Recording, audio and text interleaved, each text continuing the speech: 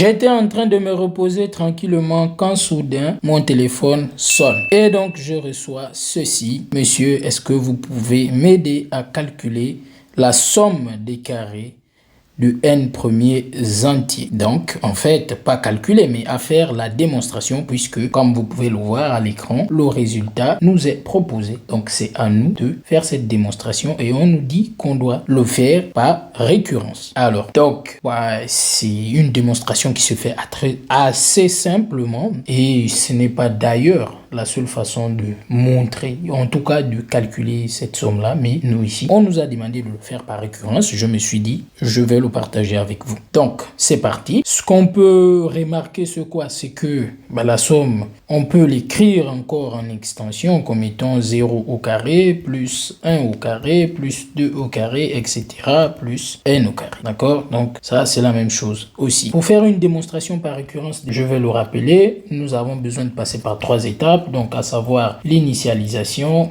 l'hérédité et on doit terminer toujours par une conclusion. Donc voici les 3 étapes que nous allons suivre pour démontrer cette chose-là. L'initialisation, en fait, c'est cette étape-là qui nous permet de vérifier que la propriété est vraie au rang initial. D'accord? Donc ici, nous allons le vérifier pour n égale à 0. J'utilise d'abord ce côté. Donc, j'aurai la somme de k allant de 0 jusqu'à 0 de k carré. Et là, j'aurai qu'un seul terme. Ça va me faire... ça va me faire 0 carré et 0 carré. On sait que ça fait 0. Et donc, j'utilise la formule, bien évidemment. Donc, j'aurai 0 facteur de... On sait tous que 0 fois n'importe quel nombre entier, ça nous fait 0. Donc ici aussi, ça fait 0. Et donc, ces deux choses-là me permettent de dire que la propriété est vraie pour n égale à 0. Alors, si tu es arrivé jusqu'ici, n'oublie pas de liker, de partager et de t'abonner. Et surtout, de me dire en commentaire, toi, tu aurais résolu ce problème-là. Tu as une autre méthode plus rapide que ça. Je serais heureux de le lire en commentaire. Donc, on passe à l'hérédité. Donc, au niveau de l'hérédité, l'étape qui consiste à supposer que la propriété qu'on veut montrer est vraie et ensuite de montrer qu'elle est encore vraie au rang d'après. Donc, c'est-à-dire qu'on va dire donc que notre propriété qu'on veut montrer c'est Pn, c'est-à-dire qu'on va considérer que cette somme-là, voilà, elle est vraie. Donc, c'est-à-dire que le résultat qui est ici est vrai et on doit montrer que Pn plus 1 est encore vrai. C'est-à-dire qu'on doit montrer que la somme de k allant de 0 jusqu'à n plus 1 de k carré doit être aussi vraie. D'accord? Donc, voilà un peu en quoi consiste. Mais je vais rédiger, comme ça, on va le lire ensemble. Donc, comme je l'ai dit tout à l'heure, ici, j'ai appelé cette propriété Pn. Donc, supposons que Pn est vrai. D'accord? Pour un certain rang de n supérieur ou égal à 0. Donc, c'est-à-dire qu'on a fixé n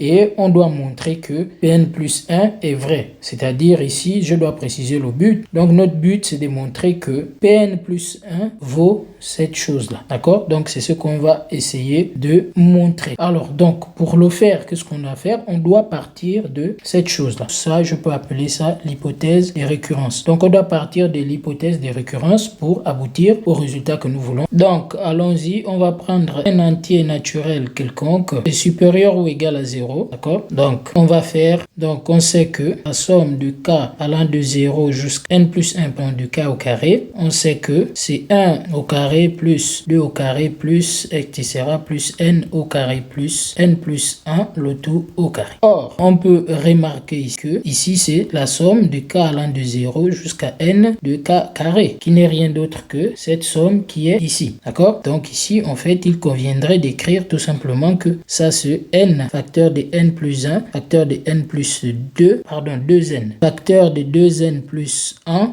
le tout divisé par 6, plus n plus 1, le tout au carré. Donc ici, je peux mettre tout au même dénominateur en divisant par 6 et en multipliant par 6. J'obtiens donc n facteur de n plus 1, facteur de 2n plus 1, plus n plus 1, le tout au carré, divisé par 6. Donc là, on peut bien voir que je peux factoriser par n plus 1 ici et n plus 1 ici. Donc, j'obtiens n plus 1 facteur. Ici, je vais développer directement. Donc, j'aurai 2n carré plus n. Pardon, ici j'ai oublié le 6.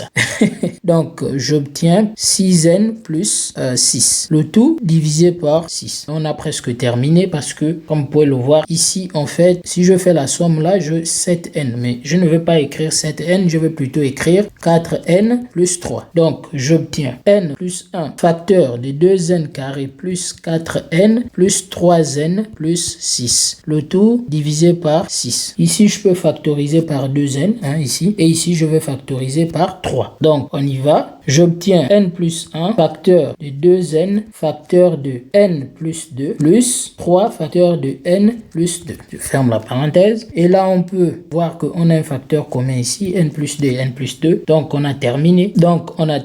J'obtiens finalement n plus 1 facteur de n plus 2 facteur de 2n plus 3, le tout divisé par 6. Et c'est CQF, le tout divisé par 6 et CQFD. Ce qu'il fallait démontrer, ça c'est bel et bien Pn plus 1. D'accord? Donc c'est la somme de k allant de 0 de k carré. Donc c'est bien la somme de k allant de 0 à n plus 1 de k carré. Donc ici on peut dire que l'hérédité est prouvée. Conclusion, la propriété est initialisée et est héréditaire. Donc, elle est vraie pour tout entier naturel. Alors, on peut écrire que, quel que soit n appartenant à grand N, ou encore quel que soit n entier naturel, la somme de k allant de 0 jusqu'à n de k carré, c'est n facteur de n plus 1 facteur de 2n plus 1, le tout sur 6, et CQFD. Et donc, voilà, c'est terminé. Dites-moi ce que vous avez pensé dans les commentaires, et ceux qui seront arrivés à la fin de la vidéo, comme vous le savez, vous dites juste OK, comme ça je saurai que vous êtes arrivé jusqu'à la fin de la vidéo. Vous êtes des GOAT et je vous dis à très bientôt.